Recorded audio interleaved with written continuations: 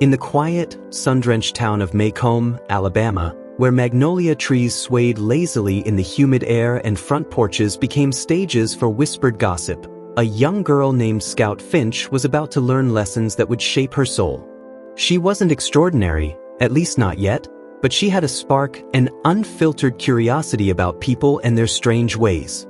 Her world was small but vast enough to hold mysteries, secrets buried beneath polite smiles, and truths too painful for adults to speak aloud. Scout's father, Atticus Finch, walked through life with a quiet dignity that set him apart from everyone else in Macomb.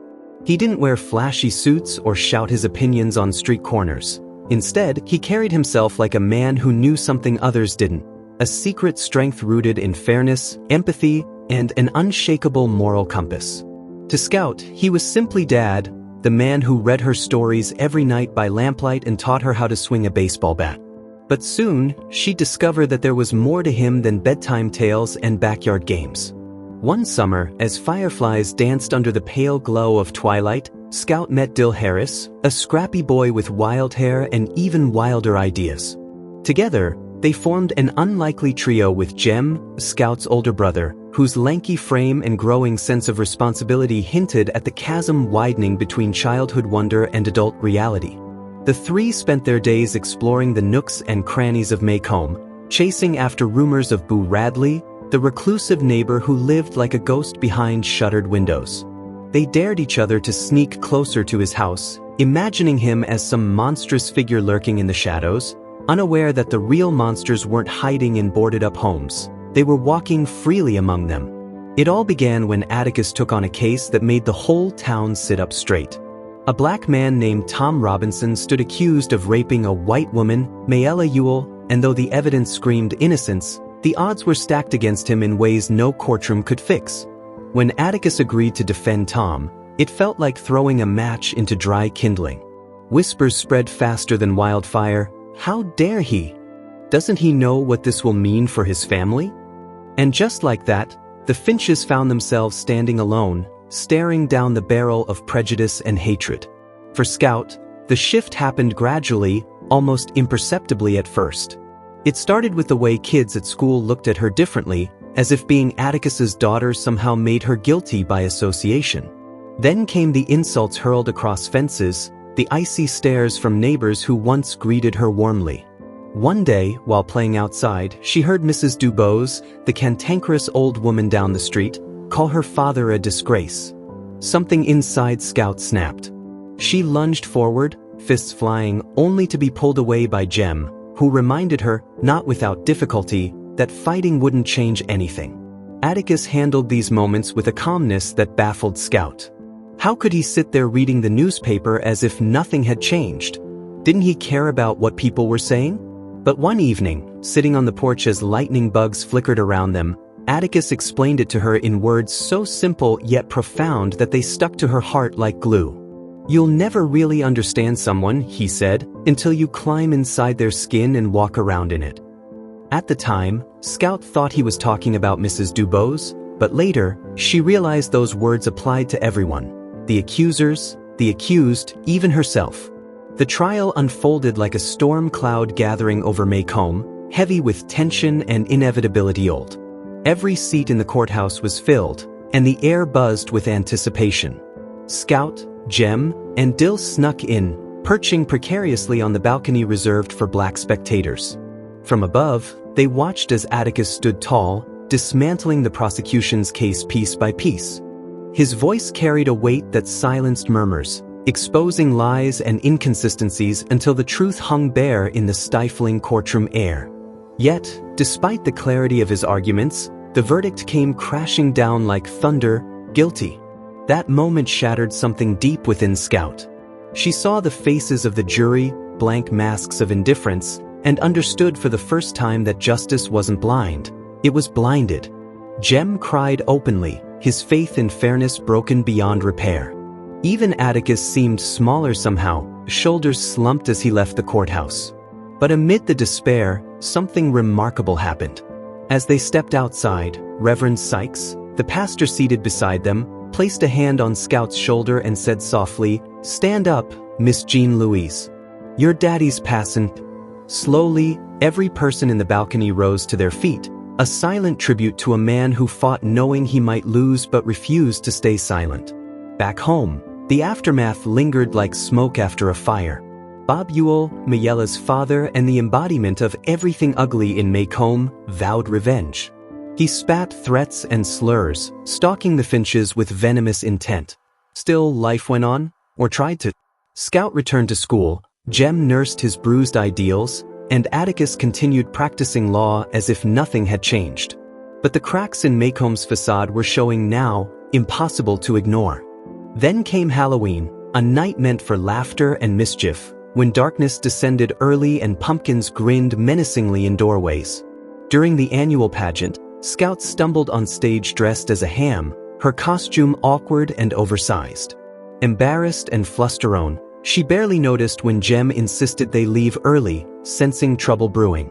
On their way home, hidden by the thick woods and flickering jack-o'-lanterns, disaster struck. Someone grabbed them, dragging them into the shadows. Panic surged as fists flew and branches snapped, the chaos swallowing them whole. When consciousness returned, Scout lay dazed in the dirt, her ham costume torn and mangled. Nearby, Jem lay unconscious, his arm twisted at an unnatural angle. And then, out of nowhere, a shadow moved, a figure carrying Jem gently toward safety. By the time Sheriff Hectate arrived, breathless and armed, the attacker lay dead, knife still clutched in his hand. Bob Ewell had finally gone too far, and someone had stopped him. But who? The answer came hesitantly, wrapped in layers of quiet revelation. It was Boo Radley, Arthur as Atticus called him, who had stepped out of the shadows to save them. For years, Scout and Jem had imagined him as a monster, a ghostly figure lurking behind closed doors.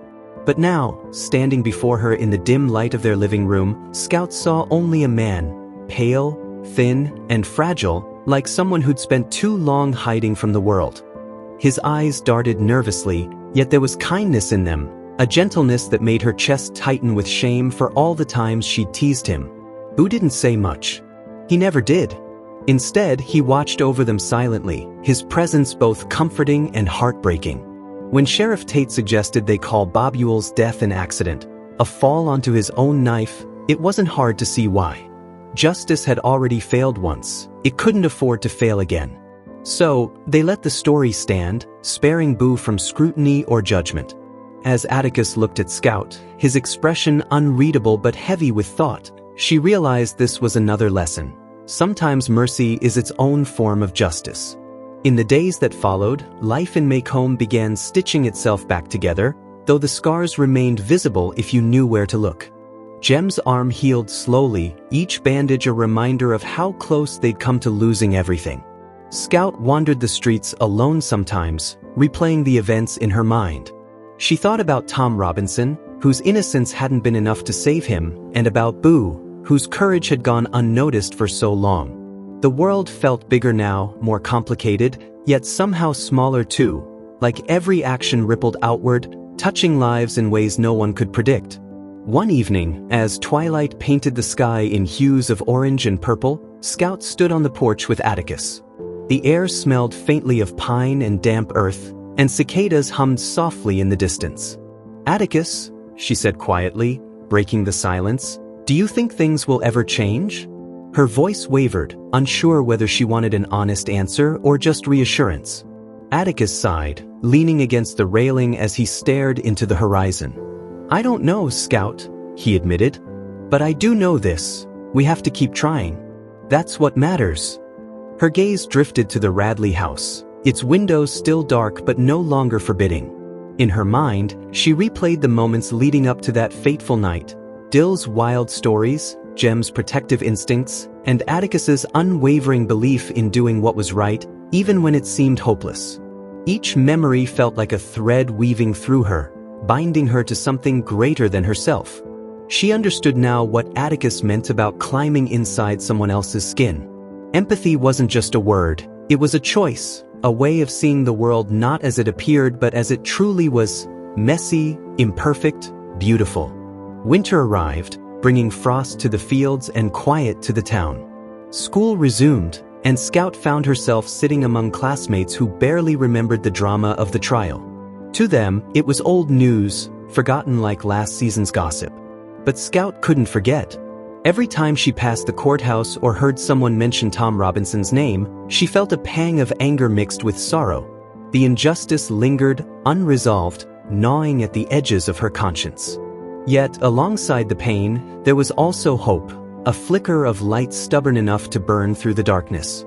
As spring approached, Scout noticed subtle changes in Maycomb.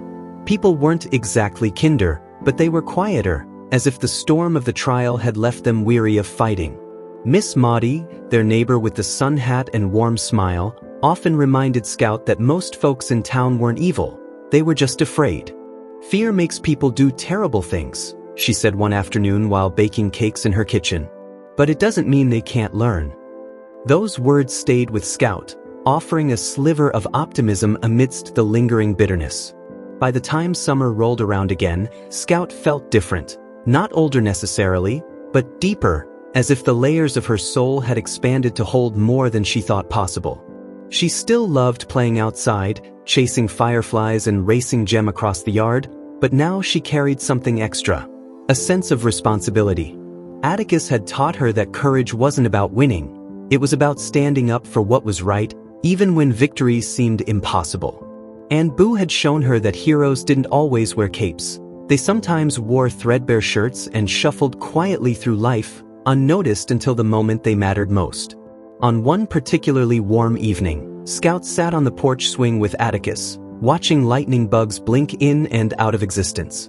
She thought about all the stories she'd heard growing up, the ones about knights and dragons, cowboys and outlaws, and realized none of them compared to the real-life dramas unfolding right here in Maycomb.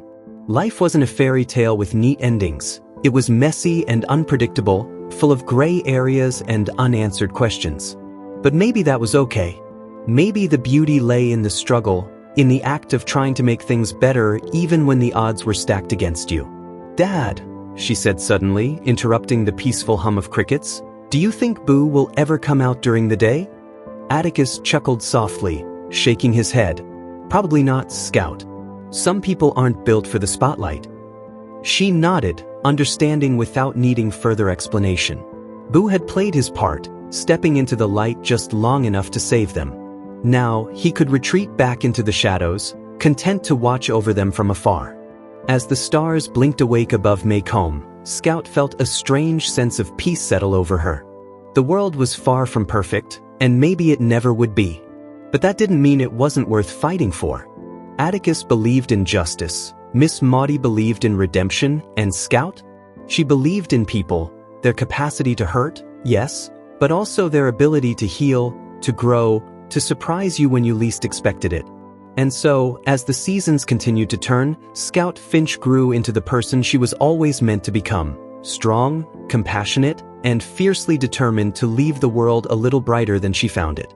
Because in the end, that's what it meant to truly understand someone, to see their flaws and love them anyway, to walk a mile in their shoes and emerge changed forever. If this story resonates with you, consider picking up To Kill a Mockingbird by Harper Lee.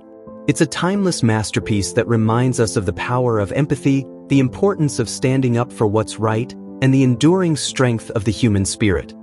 Feel like you're meant for more, but don't know how to get there? You're not alone. Every success story starts with doubt and a spark. The Self-Made Millionaire, Zero to Wealth isn't just a book. It's your roadmap to purpose, confidence, and success, built on real lessons from real millionaires. One reader said, "It didn't feel like a book. It felt like my future talking to me." Inside, you'll find the exact mindset and principles used by the world's most successful people. No fluff, just real, life-changing wisdom. Ready to take the first step?